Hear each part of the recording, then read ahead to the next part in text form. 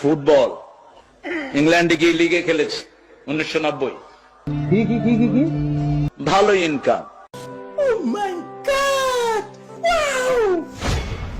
ওই টিচার শ্রেষ্ঠ টিচার, আমি অক্সফোর্ডের 3বার শ্রেষ্ঠ টিচার হয়েছি। আজকে বলে ফেললাম ফট করে, এটা কেউ জানে না, আমার পরিবারও জানে না। ব্রিটিশ একজন মডেলকে আমি কালেমা পড়ালাম, ব্রিটিশ মডেল ছিলেন তিনি। তখন আমি ব্রাইটন ইসলামিক সেন্টারের খতিব, 90 সাল। সঠিক বলেছেন, আপনার বুদ্ধি ভালো। আব্দুর রহমান আস-সুদাইস, এই বেটা আমার ছোট্ট ভগ্নিপতির বাসায় আসে, অত্যন্ত ক্লোজ আমাদের পরিবারের সাথে। তিনাকে জিজ্ঞেস করা হলো লাইলাতুল কদরে আপনি কত পান? বলছে 27 রাতের জন্য আমি পাই বাংলাদেশি টাকার 100 কোটি টাকা। তরে কইছে তুই বেশি জানোস। ঢাকার চ্যাম্পিয়নশিপ পুরস্কারও আছে আমার ব্যাডমিন্টনে। আসো খেলবো, খেলা হবে, খেলা হবে।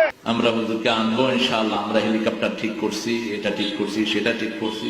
আমি হেলিকপ্টারে উঠতে চাই না, কারণ হেলিকপ্টারতে বেশি দ্রুতগামী রকেটে আমি চড়েছি অনেকবার।